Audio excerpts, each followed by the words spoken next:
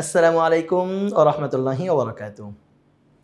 Technique পরিবার মানেই শেখার একটা সুন্দর বন্ধন। আমি হুমায়ুন কবির এই পরিবারের একজন সদস্য হিসেবে টেকনিকের আলোকিত অঙ্গন থেকে তোমাদের সবাইকে জানাচ্ছি অনেক অনেক শুভেচ্ছা এবং মোবারকবাদ। আশা করছি মহান রাব্বুল আলামিনের অশেষ রহমতে কৃপায় তোমরা সকলেই সুস্থ আছো, ভালো আছো। আমরা নবম ও দশম শ্রেণীর ইসলাম শিক্ষার তৃতীয় অধ্যায়ের অন্তর্গত একটা আলোচনা মালিক শ্রমিক সম্পর্ক, এটা নিয়ে কথা বলবো আজ। মালিক শ্রমিক নিয়ে আমরা কত কথাই তো শুনেছি, কত কিছুই ক্লাসে পড়েছি। এমন বেশ কিছু এমসিকিউ নিয়ে আমরা এখানে কথা বলবো। আমরা এমন বেশ কিছু এমসিকিউ নিয়ে এই ক্লাসটা সাজিয়েছি যেটা বিগত বেশ কয়েক বছর ধরে বাংলাদেশের বোর্ডগুলোতে, শিক্ষা বোর্ডগুলোতে আসছে, খুবই গুরুত্বপূর্ণ এবং ভবিষ্যতের পরীক্ষাগুলোতেও আসতে পারে ইনশাআল্লাহ বিইজনিল্লাহ। তাহলে প্রিয় শিক্ষার্থী বন্ধুরা, তোমরা যারা টেকনিকের আজকের ক্লাসে যুক্ত হয়েছ, তোমাদের সবাইকে নিয়ে আমি যেতে চাই মালিক শ্রমিক সম্পর্কে একটা আলোচনা পড়তে। শুরুতেই টেকনিক পাবলিকেশনসের বইয়ে আমাদের 105 নম্বর প্রশ্নে যেটা উল্লেখ করা হয়েছে, রাসূলুল্লাহ সাল্লাল্লাহু আলাইহি সাল্লাম কাকে দৈনিক 70 বার ক্ষমা করার জন্য উৎসাহিত করেছেন, এটা তোমাদের বইয়ের মধ্যেই উল্লেখ করা আছে। তো এটা নিয়ে আর খুব বেশি পড়ার দরকার নাই। রাসূল সাল্লাল্লাহু আলাইহি সাল্লাম 70 বার ক্ষমা করতে বলেছেন শ্রমিককে। একজন অধীনস্থ কর্মচারীকে দিনে কয়বার ক্ষমা করা যেতে পারে, উপরেই পড়ে আসলাম। মনিব কোনো কাজে নিয়োগের পূর্বে শ্রমিকের যে বিষয়টি খেয়াল রাখবে, একজন মনিব তিনি তার অধীনস্থ একজন শ্রমিককে নিয়োগ করতে চাই, তাহলে তার কি খেয়াল রাখবে? তার সামাজিক মর্যাদা, শক্তি সামর্থ্য, বংশ পরিচয়, শিক্ষাগত যোগ্যতা। দেখো, শ্রমিক নিয়োগ করার জন্য যেটা প্রয়োজন হয় এটা সামাজিক মর্যাদা না। তুমি সামাজিক মর্যাদা, অনেক বড় অবস্থান, তাই দেখে শ্রমিক নিয়োগ করলে তো লাভ হবে না। বংশ পরিচয়, শিক্ষাগত যোগ্যতা, শ্রমিকের এগুলো দরকার নাই। শ্রমিকের যেটা দরকার সেটা হলো শক্তি সামর্থ্য আছে কিনা, কাজ করতে পারবে কিনা।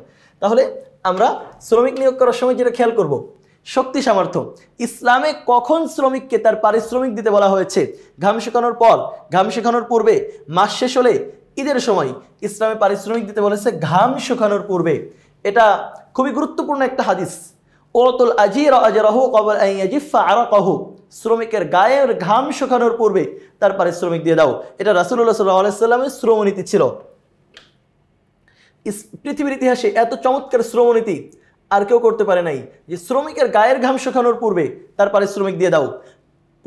পারিশ্রমিকের বিনিময়ে অন্যের কাজ করে শ্রমের মূল্য গ্রহণ করা। প্রশ্ন করা হলো যে পারিশ্রমিকের বিনিময়ে অন্যের কাজ করে শ্রমের মূল্য গ্রহণ করা। আমি কাজ করতে পারি, আমি কাজ করে আরেকজনের থেকে শ্রমের মূল্য গ্রহণ করলাম, এটা কি অভদ্রতা, ঘৃণা, সঠিক, লজ্জার? না না, কাজ করে টাকা নেওয়া এটা কখনো অভদ্রতাও নয়, ঘৃণাও নয়, লজ্জাও নয়, এটা সঠিক কাজ। কোনো কাজে লজ্জা নাই। লজ্জা আছে খারাপ কাজের মধ্যে, লজ্জা আছে চুরি করার মধ্যে, লজ্জা আছে চেষ্টামি করার মধ্যে, লজ্জা আছে অন্যায় করার মধ্যে। কিন্তু আমরা এখন কাজ করতে লজ্জা পাই, এটা খুবই খারাপ বিষয়। পারিশ্রমিকের আশায় শ্রমিক মূল্য নেওয়ার জন্য কাজ করা, এটা একদম সঠিক কাজ। কোনো কাজ ছোট নয়, সবগুলো কাজ বড়, সবগুলো কাজ মহান।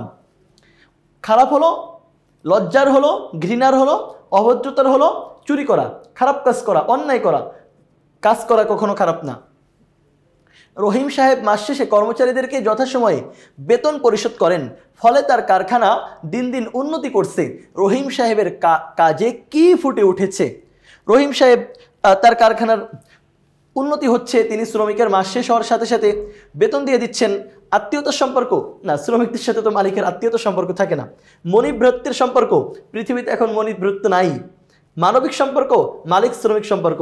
রহিম সাহেব আর তার কারখানায় যারা কাজ করে তাদের মধ্যে সম্পর্ক তো হল মালিক শ্রমিক সম্পর্ক। সুতরাং এখান থেকে আমরা খ নম্বরকে চয়ন করতে পারি উত্তর হিসেবে।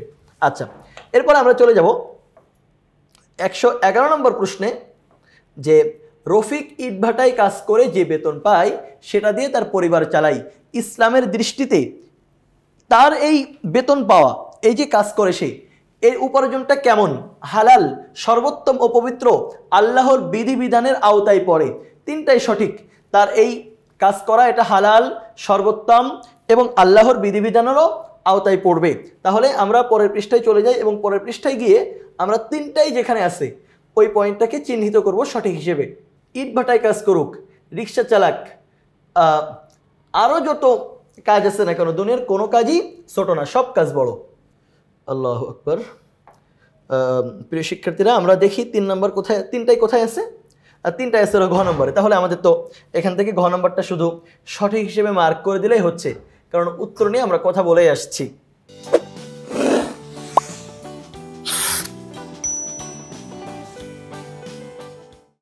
ইসলামের শ্রমনীতি অনুসরণ করলে শ্রমিক তার ন্যায্য পারিশ্রমিক পাবে, মালিক সঠিক শ্রম পাবে, শ্রমিক ও মালিকের মধ্যে মনোমালিন্য হবে।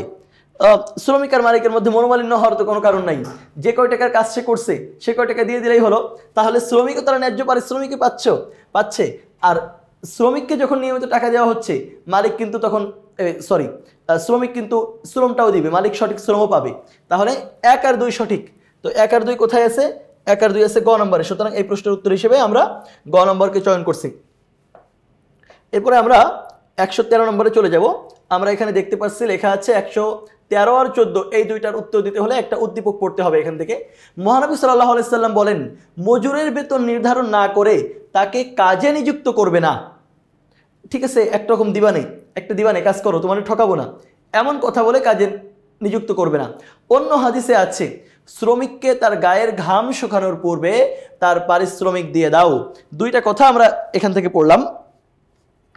এরপরে আমাদেরকে 113 এবং 114 এই 2 নম্বর প্রশ্নের উত্তর দিতে হবে। 113 নম্বর প্রশ্নে করা হয়েছে, উদ্দীপকের হাদিস দুটিতে কার অধিকারের প্রতি গুরুত্ব দেওয়া হয়েছে? জীবের, শ্রমিকের, নিয়োগকারীর, আল্লাহর। উপরের হাদিসে যে বেতন নির্ধারণ না করে তাকে কাজে নিযুক্ত করবে না, এটা হলো শ্রমিকের অধিকার নিশ্চিত করা হয়েছে। তাহলে এখানে কোনটা আমরা সঠিক হিসেবে বিবেচনা করতে পারি? আমরা এখানে সঠিক হিসেবে খ নম্বরকে বিবেচনা করতে পারি। আচ্ছা, এরপরে 114 নম্বরে আমরা শ্রমিক নিয়োগের পূর্বে মজুরি নির্ধারণ করা জরুরি। কেন শ্রমিক নিয়োগের পূর্বেই মজুরি কেন নির্ধারণ করতে হবে? পরবর্তীতে যে সমস্যা সৃষ্টি হতে পারে তা দূর করে শ্রমিকের অধিকার রক্ষায় এটি অন্যতম পূর্ব শর্ত। শ্রমিক সাধারণত মজুরি নির্ধারণের ক্ষেত্রে দুর্বল শ্রেণীর হয়ে থাকে। শেষটার সাথে একটু আমার কাছে কনফিউজড লাগছে যে শ্রমিক সাধারণত মজুরি নির্ধারণের ক্ষেত্রে দুর্বল শ্রেণীর হয়ে থাকে। এটা সব ক্ষেত্রে সঠিক হতে পারেও না, কারণ অনেক সময় বলে যে না, এত টাকা না দিলে আমি করবো না। এটা তো তার বলা তো তার অধিকার, এটা দুর্বল শ্রেণীর সে হবে, এই কথাটা সঠিক মনে হচ্ছে না। তাহলে 1, 2 সঠিক হতে পারে যে অবশ্যই পরবর্তীতে একটা আমি বললাম যে ঠিক আছে করো, তোমাকে একটা দিবা নেই, সে মনে করলো কাজ শেষ করার পরে 1000 টাকা দিবে, আর আমি এখান থেকে মনে মনে নিয়ত করে আসছি যে কাজ শেষ করার পর আমি তাকে 500 টাকা দিব। পরে আমি তার 500 টাকা ধরাই দিলাম, সে বললো ভাই আপনি কি করলেন, আমি তো ভাবছিলাম 100 টাকা দিব। আর আমি বললাম আমি তো ভাবছিলাম তোমার আমি 500 টাকা দিব, আর সে ভাবছে আপনি আমার 1000 টাকা দিবেন। এটা একটা সমস্যার সৃষ্টি হতে পারে, এই সমস্যা দূর করে। আর শ্রমিকের অধিকার রক্ষায় আমি তোমাকে 500 টাকা দিতে পারবো, তুমি করলে করো, না করলে নাই, তাকে অধিকার দেওয়া হচ্ছে। তাহলে 1, 2 সঠিক। কোনটা? ক নম্বর। এরপরে জেরুজালেম যাত্রায় বৃত্তের সাথে সাম্য প্রতিষ্ঠা করেছিলেন কে? আবু বকর রাদিয়াল্লাহু আনহু, ওসমান রাদিয়াল্লাহু আনহু, আনাস রাদিয়াল্লাহু আনহু, ওমর রাদিয়াল্লাহু আনহু। এটা ইসলামের ইতিহাসের খুব প্রসিদ্ধ একটা গল্প যে জেরুজালেম যাওয়ার সময় হযরত ওমর রাদিয়াল্লাহু আনহু এবং তার যে চাকর ছিল, 2 জন একসাথে যাচ্ছেন, কিন্তু তাদের সাওয়ারি ছিল মাত্র একটা। এখন একটা সাওয়ারি, একটা প্রাণী, সেখানে তো একজনই উঠে যায়, আরেকজন টেনে নিয়ে যাইতে হয়। তো এই যে হযরত ওমর কখনো উঠছেন, বৃত্ত টেনে নিয়ে গেছে, কখনো বৃত্তে উঠেছেন, হযরত ওমর টেনে নিয়ে গেছেন। এই কাহিনী হযরত ওমরের সাথে তখন কিন্তু উনি অর্ধ পৃথিবীর বাদশাহ হওয়ার পরে বৃত্তের সাথে তার এই আচরণ। তো এই আচরণ যিনি করেছিলেন তিনি ইসলামের ইতিহাসের খুব প্রসিদ্ধ একজন ব্যক্তি, হযরত ওমর রাদিয়াল্লাহু আনহু। তাহলে এই প্রশ্নের উত্তর হিসেবে আমরা হযরত ওমর রাদিয়াল্লাহু আনহুকে চিহ্নিত করতে পারি, এবং এটাই সঠিক। তাহলে আমরা মালিক শ্রমিক সম্পর্ক নিয়ে লম্বা একটা আলোচনা করলাম, একটা ক্লাস করলাম। তো এই ক্লাসে তোমরা যারা আমার সাথে যুক্ত ছিলে, টেকনিক পরিবারের পক্ষ থেকে আমি হুমায়ুন কবির তোমাদেরকে আবারও ধন্যবাদ জানাচ্ছি, কৃতজ্ঞতা জানাচ্ছি। পরবর্তী ক্লাস দেখার আমন্ত্রণ জানিয়ে এখানেই শেষ করছি। আল্লাহ হাফেজ, আসসালামু আলাইকুম।